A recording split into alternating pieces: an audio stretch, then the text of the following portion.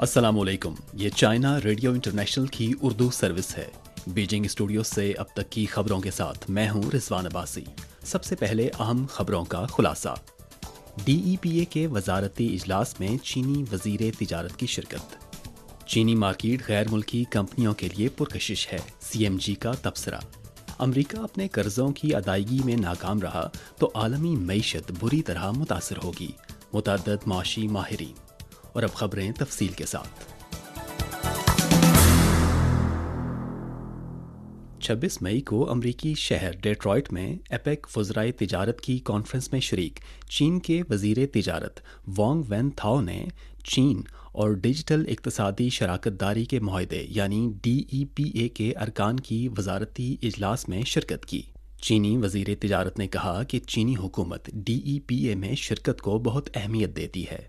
इसके लिए working team के क़याम के बाद चीन ने मुख्तलिफ अरकान के साथ मिलकर मुतअद्दिद ठोस इक़दामात किए और मजमूई तौर पर मस्बत पेशरफ्त हासिल की। DEPA के अरकान ने वर्किंग टीम में चीन की पेशरफ्त को खूब सराहा और चीन के साथ मिलकर मुख्तलिफ सतहों के मुज़ाकरात को जामे तौर पर आगे बढ़ाने और डिजिटल मईशत से मुताल्लिका ताउन को गहराई तक लाने की ख्वाहिश का भी इजहार किया ताकि तसलसल के साथ मस्बत समरात हासिल किए जाएँ। 1 नवंबर 2021 को चीन ने बाकायदा तौर पर DEPA में शिरकत करने की दरख्वास्त पेश की थी। दीगर अरकान के साथ मुनक्किदा मुज़ाकरात में चीन में डिजिटल मईशत से वाबस्ता कवानीन और ज़वाबित और निगरानी के इक़दामात से मस्बत तौर पर आगाह किया गया।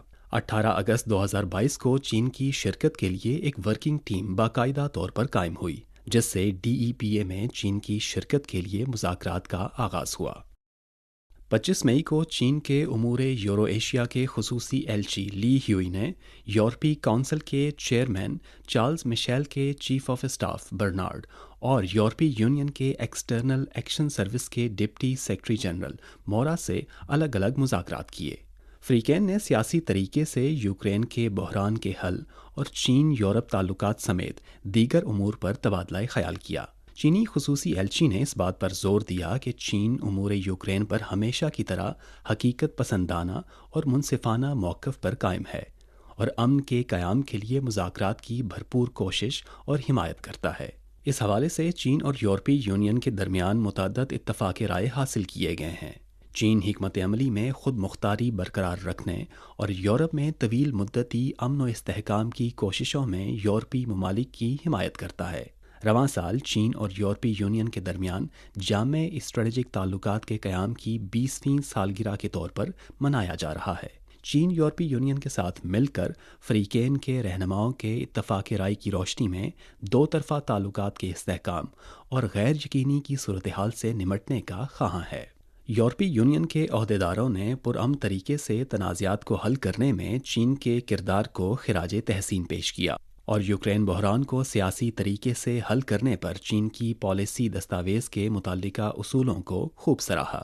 यूरोपीय यूनियन ने इत्तफ़ाक़ किया कि उमूर यूक्रेन पर यूरोपीय यूनियन और चीन के दरमियान मुश्तरका दिलचस्पी मौजूद है और यूरोप चीन के साथ मिलकर ताउन के ज़रिए इत्तफ़ाक़ राय को वुसअत देने और मुज़ाकरात के ज़रिए तनाज़ात को हल करने का ख़्वाहां है ताकि यूरोप में तवील मुद्दती और मुनसिफाना अमन कायम हो।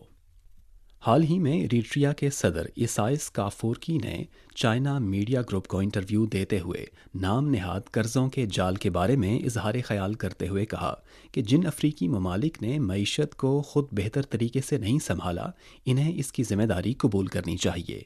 ये गैर मुनासिब है कि कोई मसला दरपेश होते ही चीन पर इल्ज़ाम आयद किया जाए। उन्होंने मज़ीद कहा कि इक़्तिसादी मनसूबाबंदी को अमल में लाने के लिए दुरुस्त पॉलिसी और मुतल्लिका इक़दामात को यकीनी बनाया जाना चाहिए। चीन इन ममालिक को हिमायत और इमदाद फराहम करता है, लेकिन इंतज़ामी ज़िम्मेदारियाँ इन ममालिक की हुकूमतों की ही होती हैं। कर्ज़ों के जाल का इल्ज़ाम चीन पर लगाने का मकसद चीन की कामयाबियों पर मनफी असर डालना और चीन अफ्रीका ताल्लुकात को ख़राब करना है। उन्होंने मज़ीद कहा कि चीन के साथ ताउन की बदौलत ही अफ्रीका को इक़्तिसादी तरक्की मिली।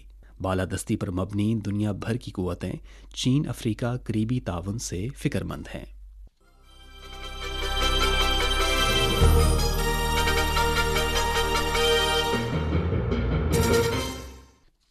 چین میں امریکن چیمبر آف کامرس کے ایک سروے کے مطابق چین میں 66% امریکی کمپنیوں نے کہا کہ وہ اگلے 2 سالوں میں چین میں اپنی سرمایہ کاری کو برقرار رکھیں گی یا بڑھائیں گی۔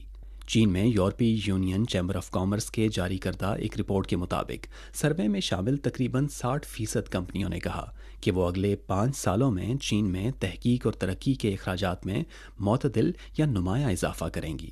اس سال جنوری سے اپریل تک چین کا غیر ملکی فنڈز کا حقیقی استعمال تقریباً 500 ارب یوان تک پہنچ گیا، جو پچھلے سال کی اسی مدت کے مقابلے میں 2.2% کا اضافہ ہے۔ گزشتہ 3 برسوں کے دوران عالمی وبا اور بین الاقوامی جغرافیائی سیاسی افراتفری کی وجہ سے عالمی معیشت تنزلی کا شکار ہے۔ اس کے برعکس چین کا ترقیاتی ماحول مستحکم ہے۔ معاشی ترقی مستحکم طور پر آگے بڑھ رہی ہے اور انتہائی بڑی مارکیٹ نے غیر ملکی سرمایہ کاری کے لیے ایک مضبوط کشش تشکیل دی ہے۔ اقوام متحدہ کی تازہ ترین رپورٹ میں رواں سال کے لیے چین کی اقتصادی ترقی کی پیش گوئی 4.8% سے بڑھا کر 5.3% کر دی گئی ہے۔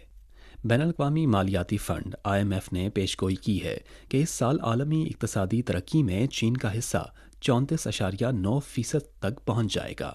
چین بیرونی دنیا کے لیے کھلے پن کی اپنی پالیسی کو توسیع دے رہا ہے اور غیر ملکی سرمایہ کاری تک رسائی کے لیے منفی فہرست کو مسلسل کم کرنے، غیر ملکی سرمایہ کاری کے قانون پر عمل درآمد اور دانشورانہ املاک کے تحفظ کو مضبوط بنانے جیسے اقدامات کے ذریعے مارکیٹ اور کاروباری ماحول کو مسلسل بہتر بنا رہا ہے۔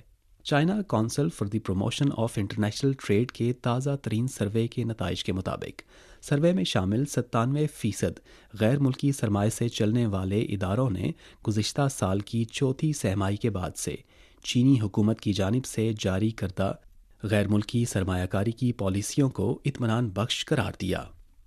متعدد معاشی ماہرین نے حال ہی میں خبردار کیا ہے کہ اگر امریکہ اپنے قرضوں کی ادائیگی میں ناکام رہا تو اس کے عالمی معیشت پر سنگین اثرات مرتب ہوں گے۔ امریکہ کے ڈارٹ ماؤتھ کالج میں معاشیات کے پروفیسر بلانچ فروور کا کہنا ہے کہ کرونا وائرس کی وبا اور روس یوکرین تنازع نے عالمی معیشت کو 3 سال میں 2 بڑے جھٹکے دیے ہیں، اور اگر امریکہ اپنے قرضوں کی ادائیگی میں ناکام رہا تو اس سے عالمی معیشت کو تیسرا جھٹکا لگ سکتا ہے، اور اس کے نتائج 2008 کے مالیاتی بحران سے 10 لاکھ گنا زیادہ ہوں گے۔ بین الاقوامی ریٹنگ ایجنسی موڈیز کے ماہرین اقتصادیات کا کہنا ہے کہ طویل مدتی امریکی ڈیفالٹ سے تقریباً 80 لاکھ روزگار کے مواقع ختم ہو سکتے ہیں اور بے روزگاری میں 8% سے زیادہ کا اضافہ ہو سکتا ہے۔ امریکی مینیاپولس کے فیڈرل ریزرو بینک کے صدر نیل کاشکری نے کہا کہ فیڈرل ریزرو امریکی معیشت کو ڈیفالٹ کے منفی اثرات سے بچانے کے قابل نہیں ہے۔ دنیا بھر کے سرمایہ کاروں کے لیے ڈیفالٹ اس بات کا اشارہ ہوگا کہ امریکہ پر ان کا اعتماد کم ہو رہا ہے۔ روس یوکرین تنازع کے آغاز کے بعد سے امریکہ نے یوکرین کو اسلحے کی فراہمی میں اضافہ کیا ہے، جس سے عالمی سطح پر یوکرین کے بحران کی مسلسل بگڑتی ہوئی صورتحال کے بارے میں خدشات بڑھ گئے ہیں۔ بین الاقوامی برادری نے قیام امن کا مطالبہ کیا ہے کہ تصادم کی مخالفت کی جائے اور آگ میں ایندھن ڈالنے کا امریکی اقدام یوکرین کے بحران کے سیاسی حل کے لیے سازگار نہیں ہے۔ روس اور یوکرین کے درمیان تنازعات شدت اختیار کر چکا ہے اور اس تناظر میں بہت سی امریکی اسلحہ ساز فیکٹریوں نے پیداوار میں اضافہ بھی کیا ہے۔ امریکہ کی پیٹرسبرگ یونیورسٹی کے پروفیسر ڈینیل کووالک نے تنقید کرتے ہوئے کہا ہے کہ امریکی اسلحے کے ڈیلرز دنیا کو ہتھیار فروخت کر کے اپنی دولت میں اضافہ کرتے ہیں۔ انہیں کوئی پرواہ نہیں ہے کہ جنگ کا نتیجہ کیا ہوگا، وہ صرف ہتھیاروں کی فروخت پر توجہ دیتے ہیں۔ امریکی وزیر دفاع کے سابق سینئر مشیر ڈگلس میک گریگر کا کہنا ہے کہ یوکرین کا بحران امریکہ کے لیے بھاری منافع حاصل کرنے کا ایک موقع ہے۔ یوکرینی فوج کے لیے ہتھیاروں کی تیاری اور نقل و حمل سے لے کر یوکرینی فوجیوں کی تربیت تک امریکی حکومت اس سے فائدہ اٹھا سکتی ہے۔ Associated press centre for public affairs research کے ایک سروے کے نتائج کے مطابق جنوری تک یوکرین کو اسلحے کی فراہمی کے لیے امریکی عوام کی حمایت 50% سے بھی کم تھی۔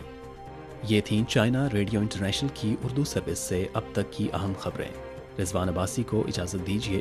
مزید خبروں کے لیے دیکھیے ہماری ویب سائٹ، پتہ ہے urdu.cri.cn۔